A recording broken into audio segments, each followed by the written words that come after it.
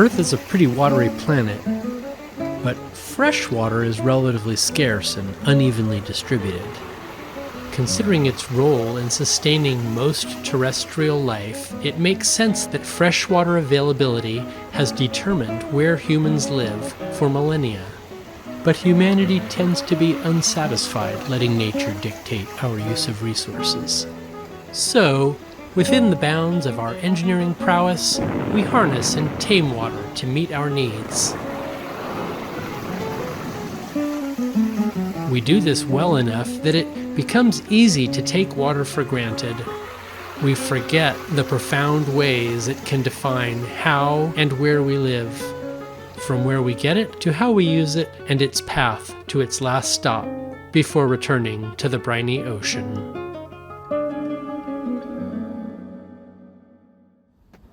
Well, anybody who's setting up a camp or anything bigger in the wilderness knows they're going to have some source of water.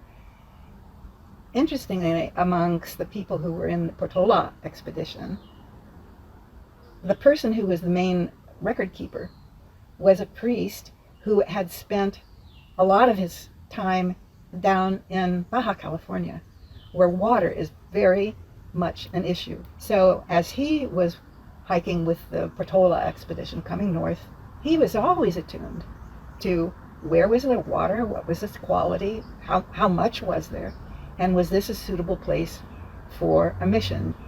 When they got to Santa Cruz, the San Lorenzo was one of the more substantial rivers that they had come across. The problem with it was in a deep arroyo, and that makes it hard to be useful for domestic purposes. You have to figure out how to get down to the water level and then haul it up. So imagine Crespi's delight, once they had crossed the San Lorenzo, to find that there was a creek with a lot of water in it, and it had come down from some higher ground, and so there was some power behind it. It could be diverted for the use of a settlement. So Crespi saw that creek as one of the best places that they had come across. They had saved names for what they were going to call the places where they would establish missions. And he decided he was going to call this creek Santissima Cruz Creek. So that isn't just Holy Cross, it's Most Holy Cross Creek, because he was so enthusiastic about the prospect of being able to put this creek to good use for a little settlement. So once they were to the stage of starting to build the mission here, they named it Santa Cruz, and Santa Cruz was that creek. When they finally decided that Mission Santa Cruz was to be built in 1791, they had help from the soldiers up in San Francisco and also some help from Santa Clara and from San Jose, and so they converged on the spot that was about where the Portola expedition had crossed the river. Down in the lower part of the downtown area, where Laurel Avenue comes down and goes across the river, and maybe about Pacific Avenue. And of course that was where Santissima Cruz Creek came down.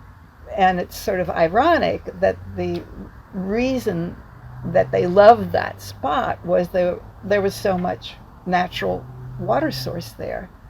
But that first winter of 91-92, well, we have really rainy winters sometimes still here. But it was so much that what little bit they got established in the fall of 91 got wiped out. When they came, they noted that there weren't any Native Americans down on that plateau. You'd think, you might have looked to the long-term residents where they chose to have their, places to live. So they knew if they were going to have a permanent settlement here, they had to go to higher land. They realized they could divert some of the springs and have a good fresh water supply on what is now Mission Hill.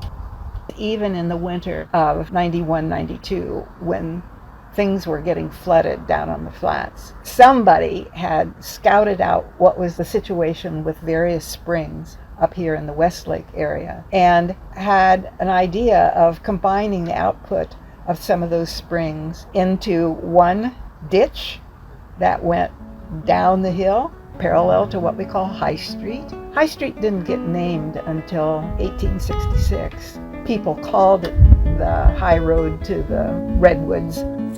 It's worth taking a moment to acknowledge that even if you live in Santa Cruz, you've probably never heard of Santissima Cruz Creek, and even if you know it by its more modern name of Laurel Creek, you might not know much about it.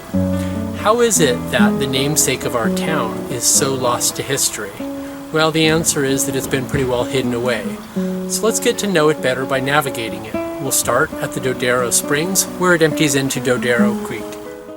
Here the creek begins at a spring and passes through the Calcar Pond. It drains to Dodero Creek, which passes under the Spring Tree Bridge, where it exits into a wooden flume. The flume carries the creek to a private residence.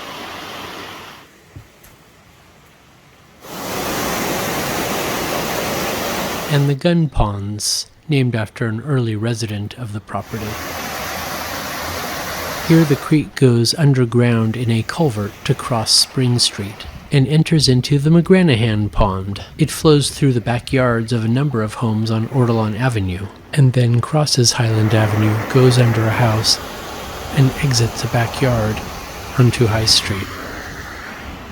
It crosses High Street and it flows through another private home and down the steep hill to Escalona Drive, where it crosses and goes under yet another house, and then flows through the backyards of homes along Hollywood Avenue. Now it heads to King Street, where it merges with other tributaries of Laurel Creek. It then flows underground, hidden from view on King Street. It then crosses King Street near Laurel Street and reemerges in a neighbor's backyard. After passing through the backyards of homes on Laurel Street, it crosses Cleveland and emerges on the other side to be channelized in a concrete structure. It passes through the backyards of more homes on Laurel Street, eventually coming out at the food bin, crossing underneath Mission Street to the old home of Emily's Bakery, where it unceremoniously enters another channel. It again becomes a lovely creek in the backyard of homes on Laurel Street on its way to California Street. After crossing California, the water begins to cascade down Laurel Hill. This is where Father Crespi most likely first saw Santissima Cruz Creek. Here the water flows out of a large culvert and flows into the Babbling Brook Inn. When it exits the Babbling Brook property, it flows past other homes, and then it crosses down into Shelter Lagoon, where Laurel Creek approaches the end of its 2-mile journey.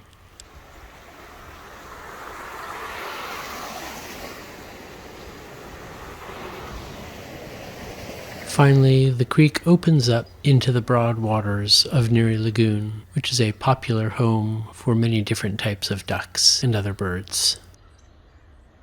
In the dry season, when water flowing into Neary Lagoon is light, the lagoon drains to the water treatment plant, which cleans it before piping it offshore into the bay. But in the rainy season, there's too much water for the treatment facility, so a gate is opened to allow water to flow through a trench to a pipeline under the Santa Cruz Wharf roundabout to Cowell Beach, where these gates open to let the untreated water end its journey to the bay.